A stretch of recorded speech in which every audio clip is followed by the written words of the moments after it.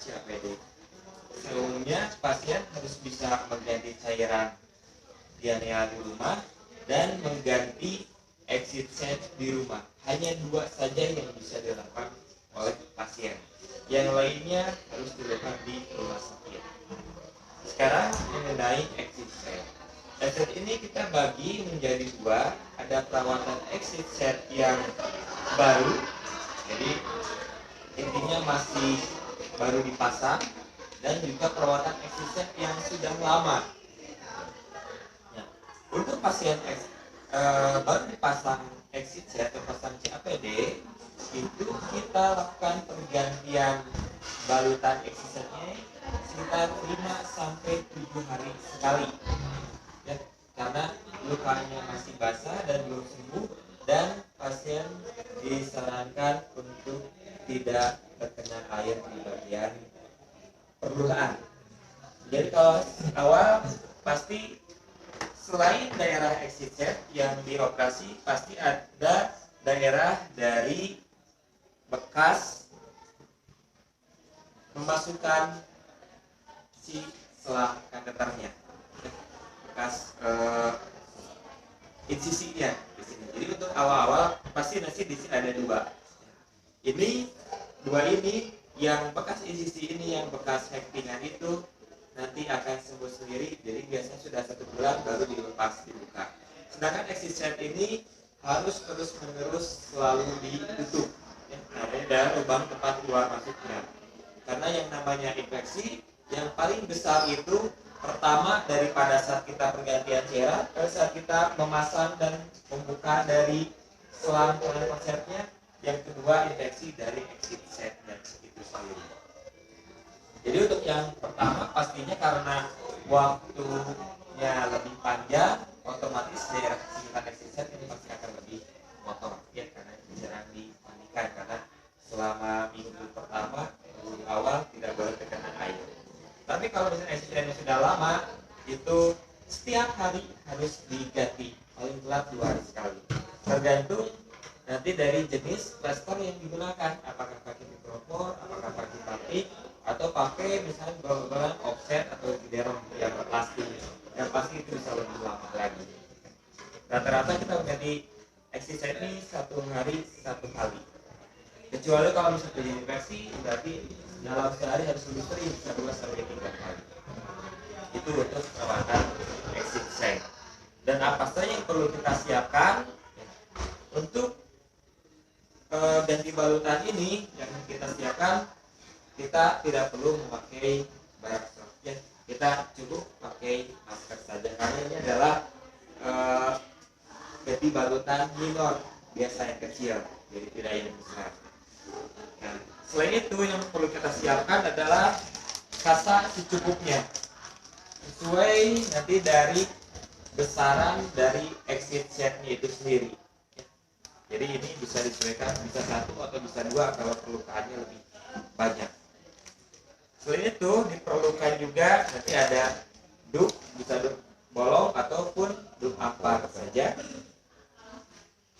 Yang berikutnya kita siapkan handspoonnya, ada 2, 1 handspoon steril, 1 handspoon yang on untuk perawatan exit set. Yang berikutnya tadi plaster sudah, ini antibiotik.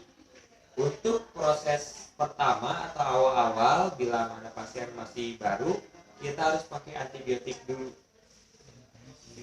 sekitar 2-3 mingguan. Antibiotik bisa macam-macam, bisa gentamicin, garamicin, baktroban, dan yang lain sebagainya. Yang paling sering 3 itu. Selanjutnya cairan pembersihnya kita yang bisa kita siapkan 2, bisa itu betadine, bisa itu dengan NaCl. Untuk awal-awal kita pakai dua-duanya. Tapi untuk perawatan exit set yang sudah sembuh, yang sudah lama, bisa pilih salah satunya. Mau betadine saja silakan, mau NaCl saja juga silakan. Perawatan luka yang baru cukup dengan NaCl. Selain itu, kita siapkan dressing setnya. Dalam pouches itu berisi, karena ini masih baru, jadi kita perlu betadine dan juga NaCl, jadi perlu 2 pom yang akan kita pakai. Selain itu kita pakai pinset, banyaknya sebanyak 3 buah, dan juga ada hair beckernya di sini. Lalu ini sebagainya ada cuci tangan, tempat sampah, dan juga tisu yang akan kita pakai. Karena yang akan kita lakukan untuk ganti perban, kita hanya pakai pinset saja, tidak pakai hand sanitizer. Sudah alat-alatnya kita siapkan, langkahnya seperti sama, kita cuci tangan dengan air mengalir. Sudah air mengalir baru kita siapkan meja dan kita bersihkan meja dengan tisu, alkohol. Setelah itu baru kita pakai APD-nya, petugas dan juga pasien. Setelah itu kita lakukan cuci tangan dengan hand scrub, baru kita siapkan dressing setnya. Jadi dari 3 ini, 1 hanya dipakai untuk mengeluarkan saja, yang 2 nanti dipakai untuk mengganti atau merawat balita.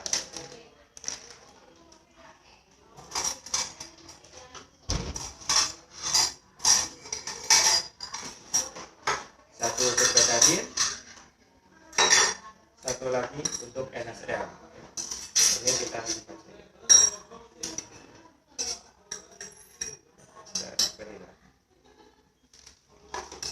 Sudah kita pakai lagi. Yang berikutnya kita siapkan duk. Kita bisa pakai duk bolong. Setelah itu kita siapkan asas cukupnya 1 atau 2 powder sesuai dengan banyaknya kasa yang akan kita pakai untuk membersihkan daerah sekitar exit site. Sudah ini baru kita siapkan NaCl beserta betadine. Ya, 1 NaCl, 1 betadine secukupnya. Sudah semuanya kita siapkan, baru kita lakukan cuci tangan dengan hand scrub, 6 langkah. Kita siapkan pasiennya. Kita simpan. Sudah itu baru bisa kita cuci tangan lagi. Kita pakai handscoon yang pertama, yaitu handscoon yang on. Kenapa kita harus pakai handscoon yang on? Karena pada pasien-pasien yang masih baru dipasang exit set atau pasang CAPD, karena tidak diperbolehkan mandi basah, jadi pasti daerah sekitar exit set ini pasti akan kotor. Ya, sini. Jadi kita membuka plaster exit set ini kita pakai handscoon. Ya, ini mudah karena memang nggak susah, tapi kalau secara aslinya ini agak susah karena menempel lama. Jadi handscoon on ini hanya dipakai untuk melepaskan saja, untuk membuka daerah sekitar exit set. Itu kita buka. Setelah itu baru kita lakukan cuci tangan dengan air mengalir. Ya. Cuci tangan air mengalir. Sudah cuci tangan air mengalir, baru kita pakai air mengalir dan hand scrub. Ya. Baru kita pakai handscoon steril berikutnya. Ya. Dari handscoon yang on, sekarang kita pakai handscoon yang steril. Ya. Sudah kita pakai handscoon steril, baru langkahnya seperti yang tadi, kita pasang duk. Ya. Duk bolong. Kita tinggal hantarkan saja.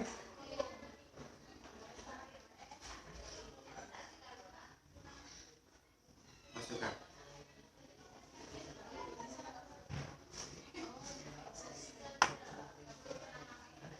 Sudah itu, sudah kita pasang.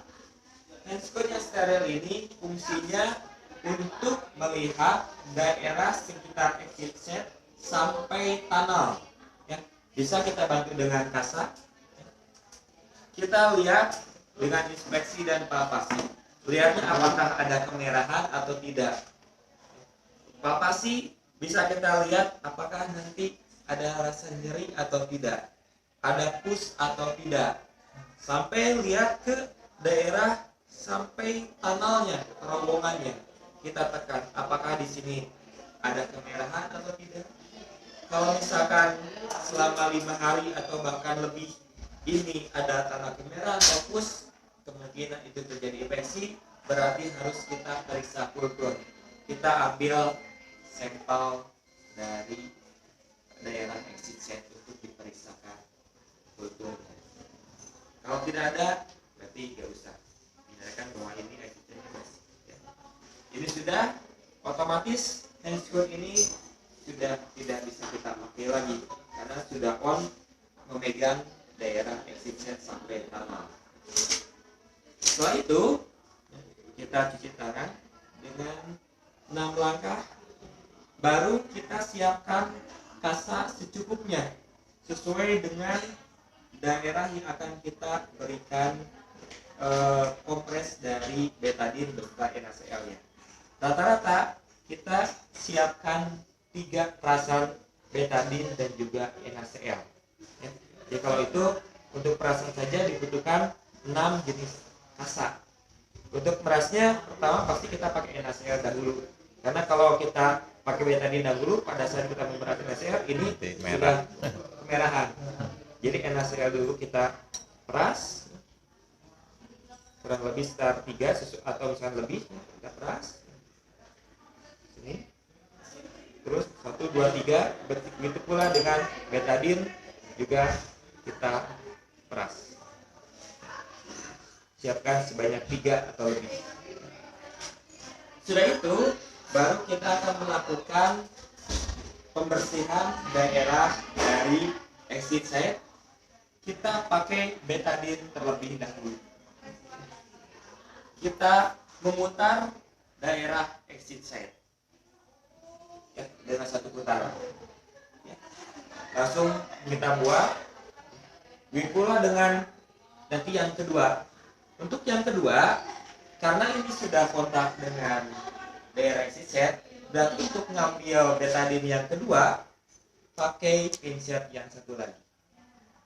Langsung dipindahkan, ganti ke lokasi pembersihan. Terus dilakukan selama 3 kali. Ambil yang baru, pindahin, bersihkan. Setelah dibersihkan dengan betadine, baik itu exit set ataupun setanol, baru terakhir kita pakai kasa yang NaCl. Ya, sudah kita rendam NaCl, kita pindahkan. Terus sampai benar-benar bersih, ambil lagi yang baru, pindahkan, bersihkan lagi. Sudah semuanya betadine ini sudah kita bersihkan dengan NaCl, baru kita ambil kasa kering untuk mengeringkan daerah exit site juga. Sama halnya kita lakukan pengeringan. Ini sudah kita buat. Pengeringan sudah kita buat. Untuk yang masih basah, baru kita siapkan salep. Ya. Kita bisa kasih salep ini. Ya, kita masukkan salep, baru kita oleskan salepnya. Bisa ini salep langsung kita tutup atau bisa kita oleskan, nanti tinggal diganti dengan yang baru bisa. Sudah ini baru kita siapkan plaster, langsung kita tutup untuk exit site sendiri. Kita tutup, sudah tutup, pergantian balutan sudah selesai. Seperti itu. Itu untuk ganti balutan yang masih baru. Gimana kalau misalnya yang sudah lama? Yang sudah lama tetap kita ajarkan harus memakai alat, baik itu pinset ataupun dengan handscreen. Ya. Kita sarankan dengan pinset saja karena pakai handscreen yang steril lumayan konsumennya lama, mahal. Jadi kalau untuk perawatan ini kan pakai direbus saja. Tapi ada saja pasien yang memang keadaannya kurang mampu. Gimana caranya kalau misalkan di rumah tidak disediakan seperti ini? Bisa saja pakai tangan saja. Rata-rata kasa yang ada di apotik itu tidak seperti ini, biasanya panjang seperti ini, dan kemasannya satu-satu kan. Nah, nggak masalah. Jadi kalau misalkan tidak mau pakai handscoon steril ataupun pakai dengan riset, berarti hanya bisa pakai betadine. Kita seperti ini, jadi kita pegang ujungnya saja, ujungnya kita lipat, kita kasih betadine tetesan, langsung daerah sekitar. Begitu pula nanti kasa yang kedua, betadine, pegang ujungnya, kasih betadine, bersihkan sama betadine sama itu. Terus terakhir sudah kita kasih betadine, ambil lagi kasa yang baru untuk mengeringkan. Sudah dikeringkan ya langsung ditutup dengan kasa kering dan langsung digaskan. Jadi kita tidak mempermasalahkan kalau misalkan acid setnya sudah sembuh, silakan mau pakai tangan, tapi harus dijaga tangannya dari kasarnya jangan sampai memegang daerah tengah yang akan kita bersihkan dengan betadine. Tapi tetap diutamakan karena untuk mencegah infeksi kita sarankan memakai alat, ya, baik itu pinset kalau tidak pinset pakai handscoon steril. Itu tentang acid set. Ada yang ditanyakan dulu? Berarti Pak, kalau misalkan yang baru metode yang kedua nggak bisa dipakai ya Pak? Yang baru tidak. Kalau misalkan keluarga nggak mampu, berarti harus diganti di rumah sakit. Di rumah sakit Sampai sembuh. betul, sampai sembuh. Sudah sembuh baru bisa dilakukan sendiri. Intinya bahwa kalau sudah pasien merasa optimal, eksesnya bagus, silakan mau pakai tangan. Tapi kalau misalnya dirasa masih basah dan memang dirasa ini belum sembuh, disarankan harus ke rumah sakit sampai benar-benar sembuh dan menyatakan ini bisa optimal, itu bisa sendiri. Terus untuk pergantian kasanya berapa hari setelah operasi, setelah pemasangan? Untuk yang baru itu 5-7 hari.